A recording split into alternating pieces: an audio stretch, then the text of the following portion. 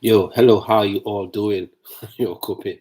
This past 24 hours have actually been very, very crazy with respect to Chelsea transfers. Everyone was expecting that after the game versus Inter Milan, the next we would have had would have been Omorodion, passes his medical, announced as Chelsea player via maybe the Chelsea app on the Chelsea website, maybe on YouTube, on the Chelsea YouTube channel as well. That's what all of us were expecting, myself included. But we got a shock. First, I saw a Spanish journalist saying the deal was off. So I was saying, oh, maybe it's one of those ones. Um, and then I was waiting on Fabrizio Romano or David Ornstein, and then they both confirmed it. I was like, what's going on? You know. So I'm just here to give my 2 cents, and not to forget as well. Joao Felix is also said to be coming back to Chelsea, and Victor Osimhen is on the cards as well. Now, for me, one thing has not changed, and that is Victor Osimhen to Chelsea. Because I said it in my other videos that whether we sign Omorodion, when it seemed like we're going to sign Omorodion, I said, if Omorodion is signed still, Victor Osimhen should still be signed. That was what would make the only thing that would make the signing of Omorodion make sense. And I was beginning to analyze in my head to say, okay, maybe you sign Victor Osimhen, you have Omorodion, and then Victor Osimhen starts off the game, batters defenders, runs them into the ground with his space, with the energy, probably gets a couple of goals. And then with 20 minutes, 25 minutes left to play, or 15 minutes left to play in each game, Omorodion comes on, he's a physical size, 6'4", he's has space as well, and further batter the already battered defense of the opposition. So I was beginning to think that I was beginning to crack in my head. And I was like, okay, yeah, that's actually something that could work. That's what I had been thinking in my head. I don't know what your thoughts were on Meridian. So I was beginning to think that as well.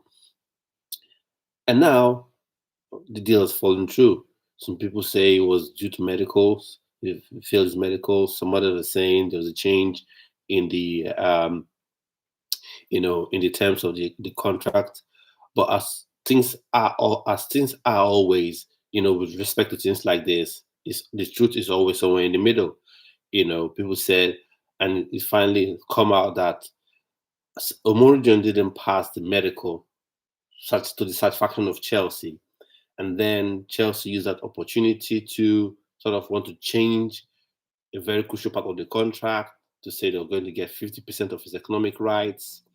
And then Omorigion's team or camp saw that as disrespectful, so did Atletico Madrid as well, saw that as disrespectful. And, they pulled the plug on the deal. And then the talk of Joao Felix came into play. So for me, I think this is something Chelsea has done deliberately, but I don't think it's a smart move. So for me, it's either you go for a Morodion or you don't go. Or even let's step aside from the player. It's either you're going for a player or you don't go for a player. Because in football, like in life and other businesses, you have relationships that you have to maintain. You have to maintain your relationships in businesses. So if you're not going for a player, that's fine, don't go for a player. But when you come to this point and then you start to change things midstream, it could affect the relationship you have, with the other party. And I will have Joao Felix, talking about Joao Felix coming back to play for Chelsea. For me, this is the issue I have. Many people jump on the camp to say, "Oh, are you saying Joao Felix is a bad player? He's not a good player." For me, Joao Felix is a good player, no doubt about it. He's a very, very good player. But this is the problem I have. He's not what we need at this time. No, no, no, no way. Because ever since with Graham Potter, Chelsea has had a problem of converting chances. Then we moved on to Pochettino. We still had a problem of converting chances. Even Bruno Salto, for the one game he was coach, there was a problem of converting chances. Now, your main need is a striker. Is a striker. And for me, that should have been the first thing that should have been taken care of at the beginning of the season. You get an established striker, have that sealed, and then you begin to fill up other spots on the pitch. For me, McGill is good, he's young, he's talented, he's got pace, he's got endeavor as well. He's looked sharp, if I'm honest. But I still need an established striker like a Victor Osimhen in front of him that he learns off of. And now you're going for a Joao Felix at the detriment of getting a striker. And the way things are going with Victor Osimhen, I'm not too sure. I know people are confident saying Victor Osimhen would come, but the way they're going about it, oh, Victor Osimhen want to get him on a loan with maybe an option to buy.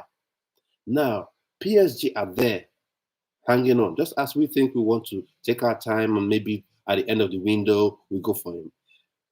Don't forget, PSG, they have the money, they could go and get Victor Osimhen. Man City have the money as well, they could go and get Victor Osimhen as well as a backup for Haaland. They can do that.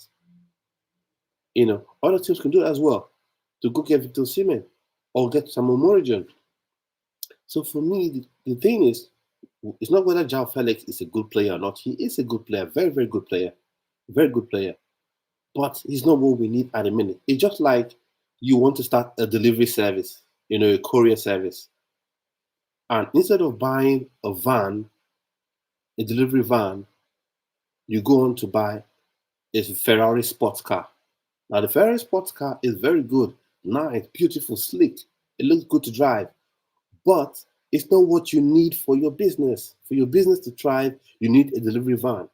You don't need that sports car. So in this case, and sometimes you may need to get a second of a fairly used, delivery van as opposed to a brand new Ferrari. And in this case, we have needed to get a striker who is still raw but can be developed, as opposed to getting a Joao Felix, who is a very good player, but it's not what the team needs. So for me, the only thing that would make this deal worth it is if we get Victor Osimhen. So if we get Victor Osimhen, then Joao Felix becomes worth it.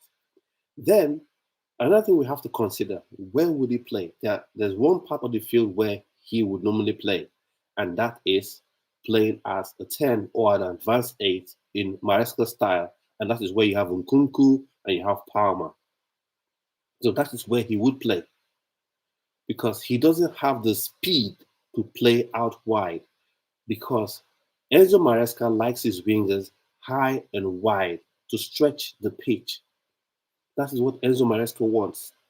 That's what he did with Fatawu and Mavididi at Leicester. So what he wants to do here at Chelsea is to have two wingers playing on either side of the flank, holding the width. But Joao Felix isn't that kind of player. So people are saying, oh, sell Sterling, sell Modric, sell Madueke, because we've got Joao Felix. If he signs and we will get Joao Felix, then he sell these guys off. That is not where he thrives. Sometimes people have short-term memory. I want us to take our minds back, if we can remember. Joao Felix was playing very well behind the striker under Potter, but we're having problems converting our chances because no striker, striking issues. And then Lampard came in and started to play him out wide. The one game he played him out wide, he struggled. He struggled because where you have the fastest players on the pitch is on the flanks, is on the wings, the left and right wings. That is where you have the fastest players. Wingers, fullback, they are the fastest players on the pitch most times.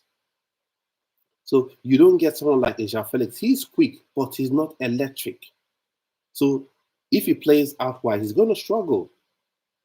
Pedro Neto, he's going to play. He's got the pace. He's got the skill to play out wide. Joao Felix, he's got the speed. No, he's got the skill and technique, but he doesn't have that electric pace to play out wide. That's just the simple truth. I know we have people who have divided themselves into different camps in Chelsea fandom. You have people who have themselves as they're in the owners or the board's clique. So no matter what the board does, they defend it.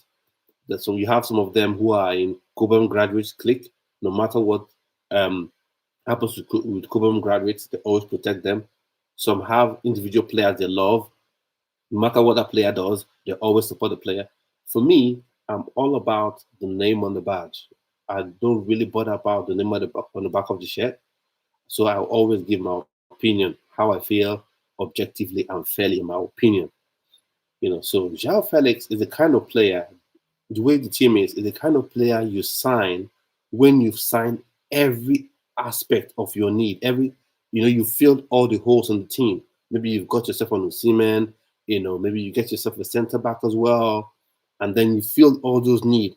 And then to put a bow on the transfer window, then you go on and send Joao Felix. And that would have been beautiful. That would be lovely. Boom, you've done it. You put a seal on it, you fill all the holes that you need to fill, you know, in your squad, and then you've signed a very good player. Like I'm saying, Joao Felix is a very good player. He's a very, very good player. It's not a bad player. I'm not saying he's a bad player, but it's a fit.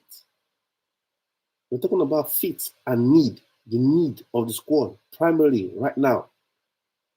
Now, for me, I well and truly hope that Chelsea right now we are keen on getting Osimhen, because just as the news of Omorodion's transfer breakdown, came up on social media and became public, then you had the immediate news of, oh, Chelsea are now going to be serious about Victor Osimhen. We're going to have we'll have a serious push for Victor Osimhen. I hope that's true.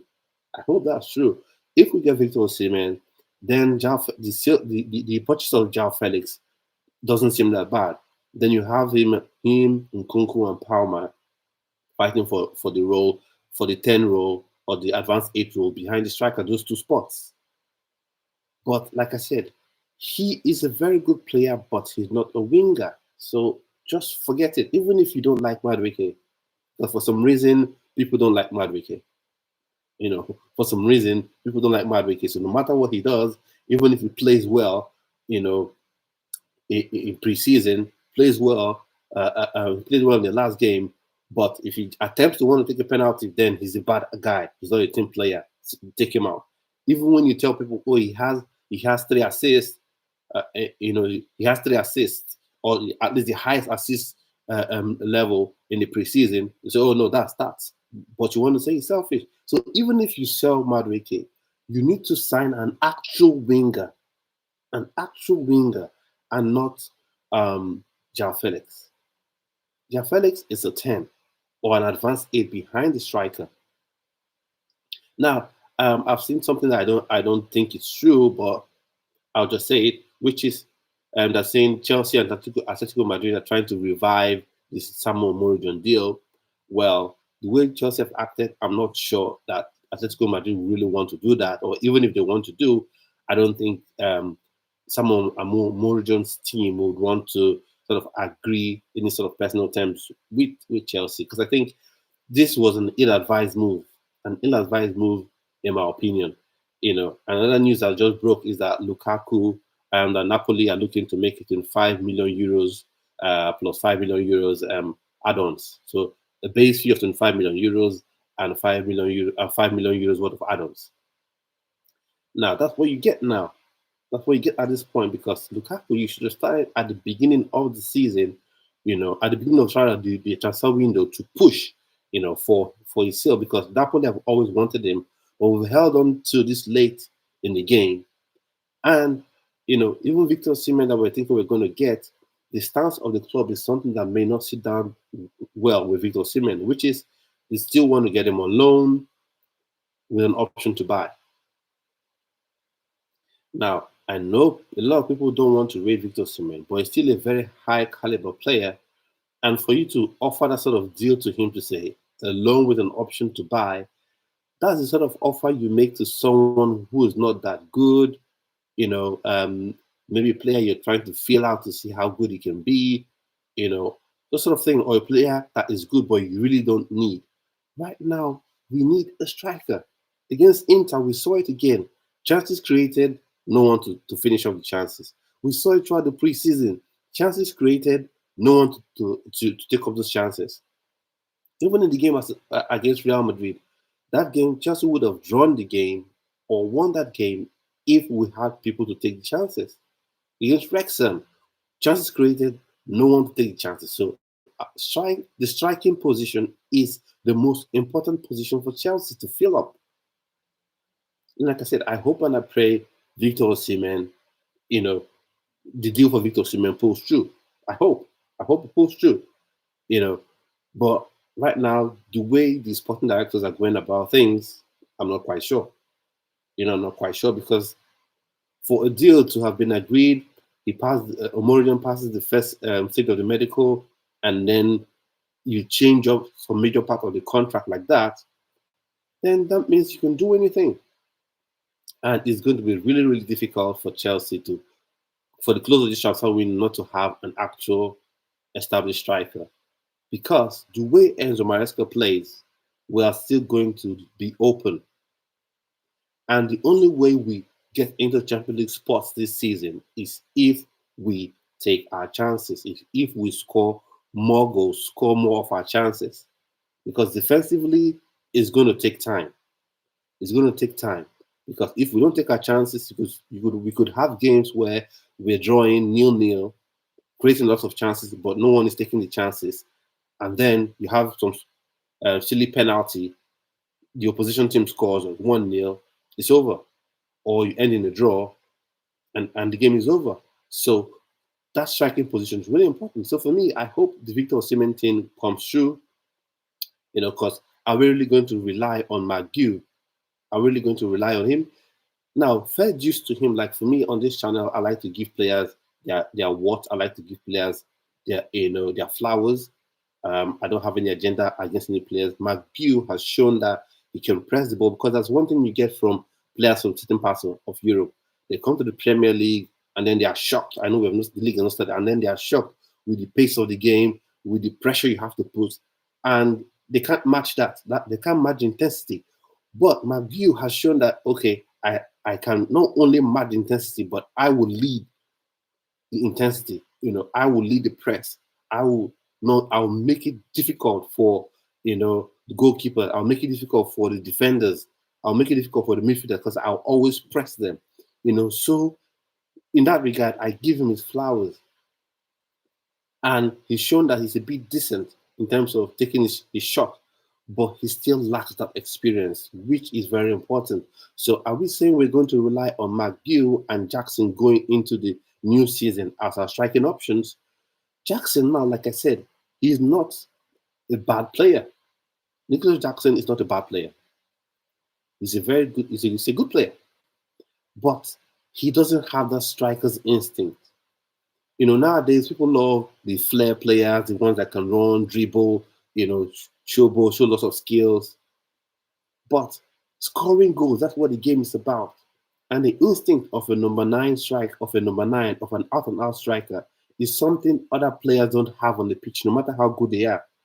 The instinct to get to that ball once it flashed across, the goal area to tap it in is not what every other player has. It's something special that those players have. I know everybody wants to do tiki taka.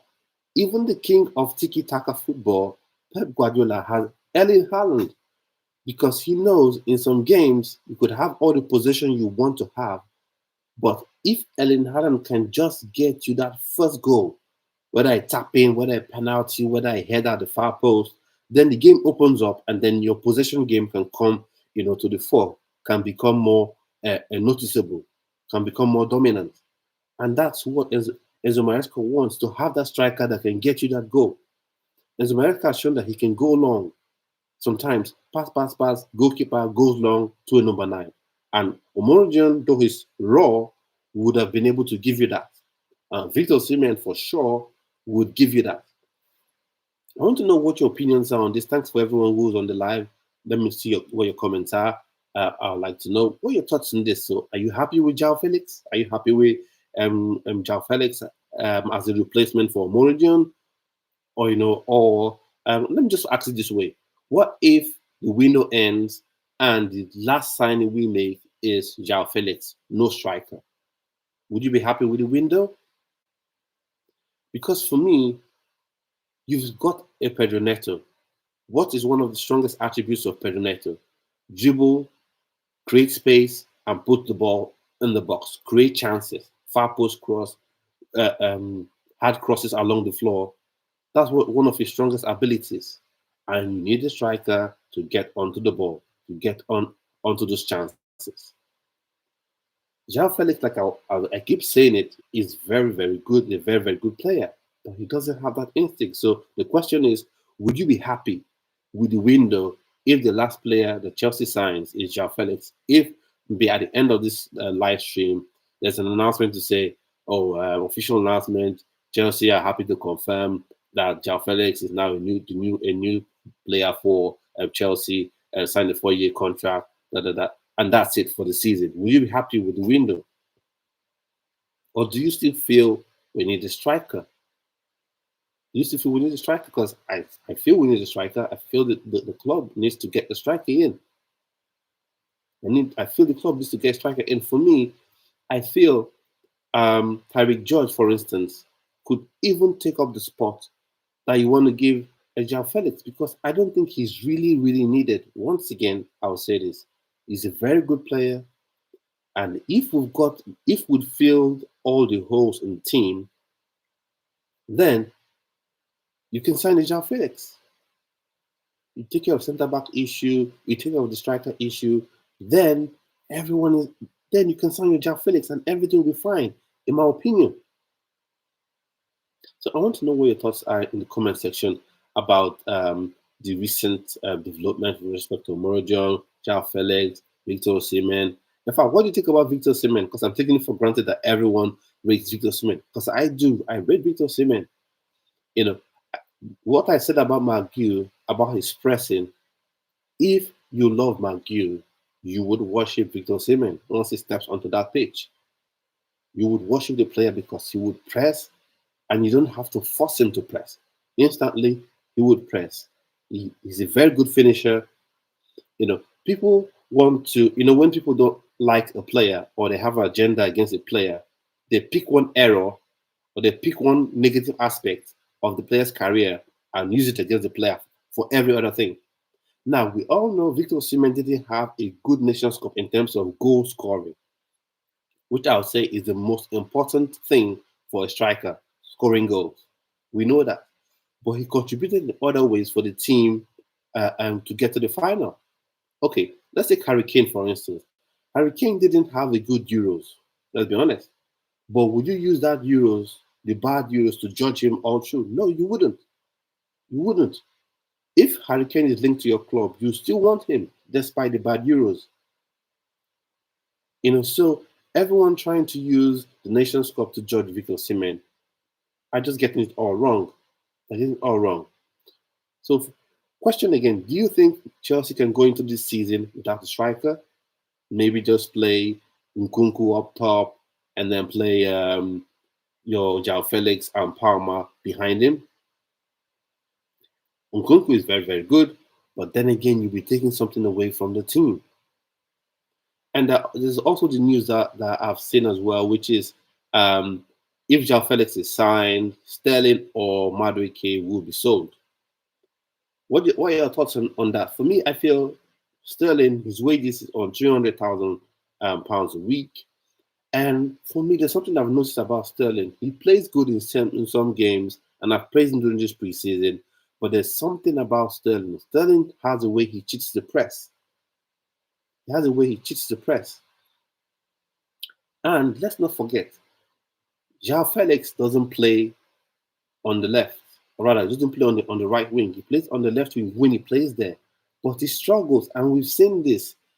This is something I don't understand sometimes, where we've seen something before, we've seen a player struggle in a particular position before, and then we suddenly expect that now he's going to play there very well. No. I remember that Bournemouth game, Frank Lampard played Joao Felix as a right winger, and as a left winger rather, yeah, and he struggled. He struggled badly. He struggled. Like I said, he can drift out wide sometimes when he's combined, and one of his strongest abilities is combination play. So it will be beautiful to see him combine with your Palmer or your Nkunku in that central area. It will be beautiful to see that happen.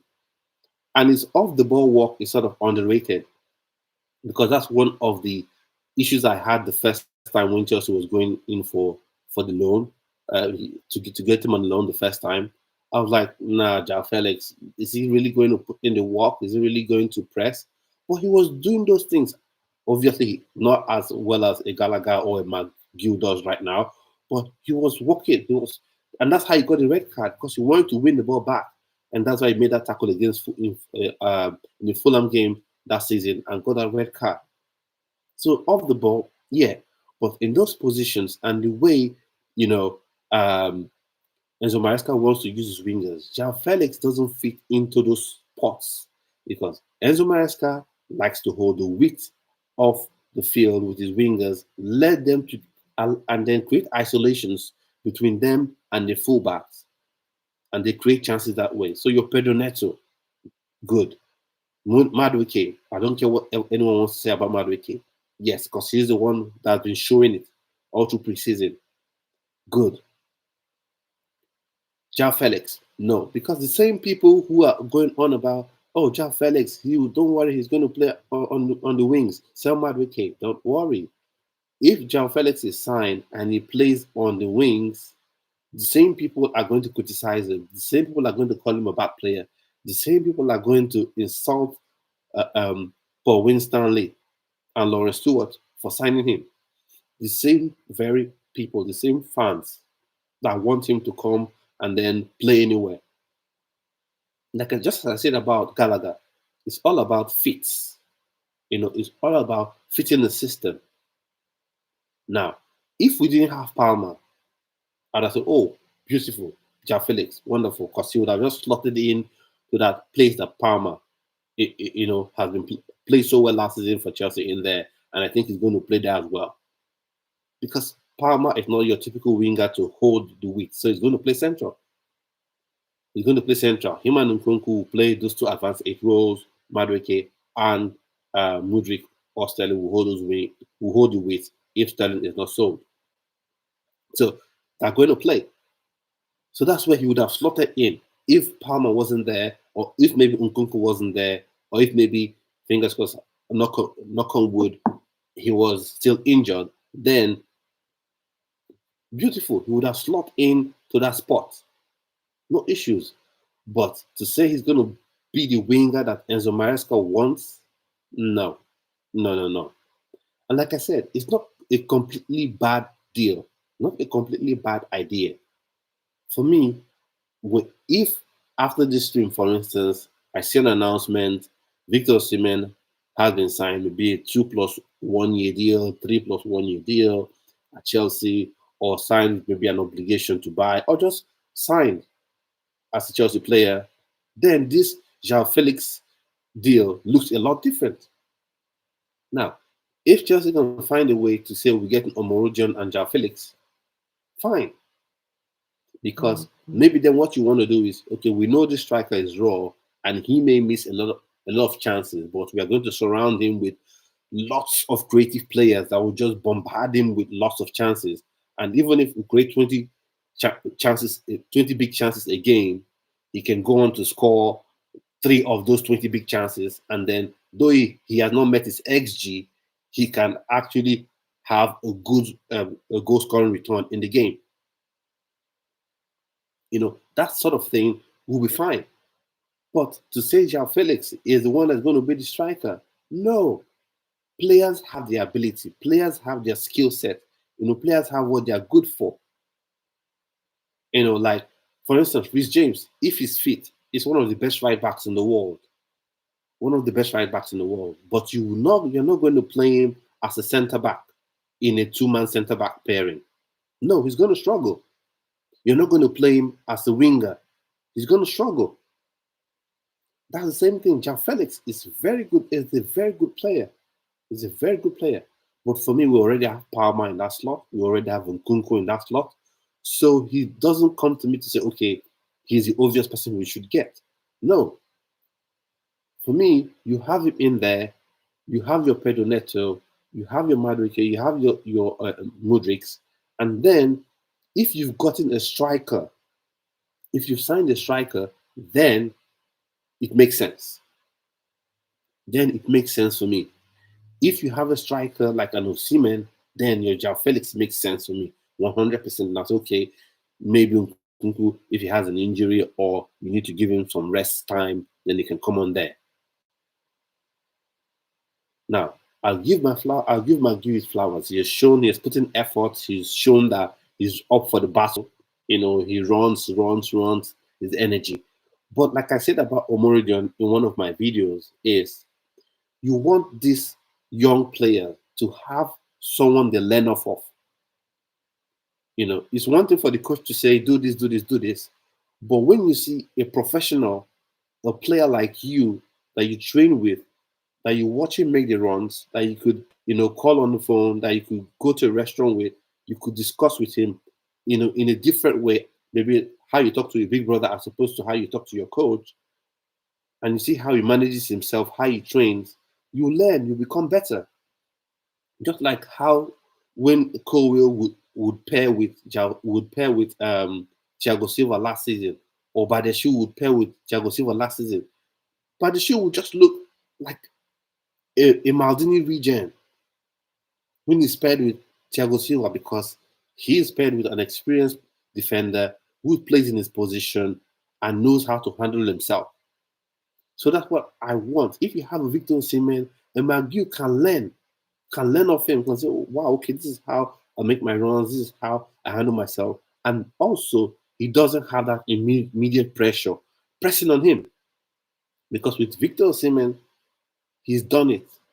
People like to talk about Victor Osimhen, and when I listen to a lot of them, I just know you don't know the player. You're just trying to banter, or you have an agenda, or you feel the way you can get engagement is to talk bad about Victor Osimhen.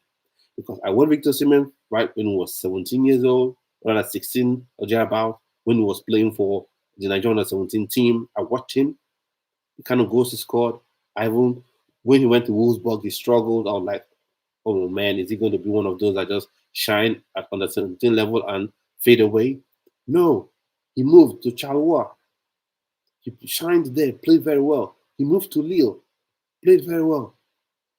Even in the Champions League, Chelsea fans, we should remember that. We should remember how he ran, the Chelsea defense ragged, how he led Lille against Chelsea, even scored in that game. And under normal circumstances, Lille are not meant to be able to compete with Chelsea. But he really led them.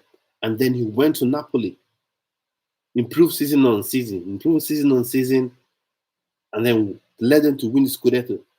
I want you to just imagine for a second that Oli Watkins leads Aston Villa to the Premier League title. How would you rate him?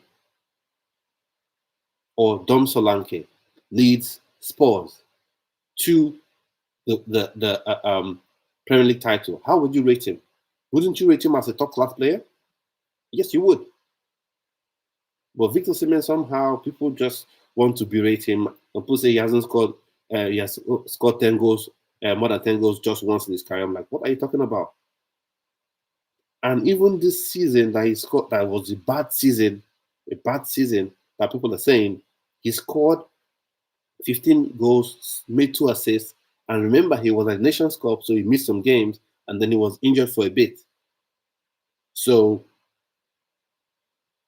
that's about Victor. So for me, that is one thing that remains the same. If we sign Omorodion, I still want Victor Osimhen to be signed. The only thing that would make Joao Felix signing make sense for me is Victor Osimhen is signed. Because he is not a striker. We'll still have the same problem. Sometimes we get so excited by a new signing or a potential new signing, and we forget history. Joao Felix was part of the Potter's team. Create lots of chances, no one to score the goals. Ball to flash across goal, there was no one there to score the goals. And now we want to go for Joao Felix again without getting an established out and out striker. We have Joao Felix. He's a striker. He's a young striker coming up with huge potential, showing that he can put in the work on the pitch, but he's still too young to bear that pressure on his shoulders. And if he comes up and shows me through the season that, okay, though I'm young, 18 years old, 19 years old, how old is he? I can still carry the burden of this team like a Messi, and score all those goals, give you 15 goals, 16 goals, and maybe with another 5, 6 assists first season. And then you say, wow, okay. And that's in the Premier League and score maybe another 5, 6 goals in the Conference League. Then you say, okay, then surprise me. But Right now, Chelsea can't afford to miss out on the Champions League anymore. This season, you can't miss out on the Champions League, and that's why you need to get Victor Osimhen in. So I wonder what your thoughts are on this sort of news so far. Omorodion deal breakdown, Joao Felix being linked to come back, Victor Osimhen being linked as well, and then the sort of bid made by Napoli for Lukaku. I know they say that Lukaku has been that Chelsea may reject the deal. I think Dimarzio is the one that broke this news to say 25 million euros as base fee and the 5 million euros in add-ons. Just may reject it, but you have to take what you have to take right now because Chelsea have made this deal overly complicated because they have won. The sporting directors want to be too smart, or is it the ownership that want to be too smart? You know, you want to get the full value for Lukaku, and you don't want to do any sort of trading or swap deal or cash plus money with Lukaku to get to Osimhen. You don't even want to try it. You want to get Lukaku on, get Osimhen on loan, and then you want him to reduce his salary, and then I don't know, he earns £175,000 a week. You have people earning 300, and Lukaku is on 315. So even if you sell him off, if Lukaku goes to Napoli and Victor Osimhen comes in, you would have still saved a lot of money. So I wonder what your thoughts are. So thank everyone who has been on this live with me and I've watched this video so far. Please leave your comments in the comment section. Subscribe to the channel if you haven't. Click on the notification bell as well so you're notified each time I put a video on here.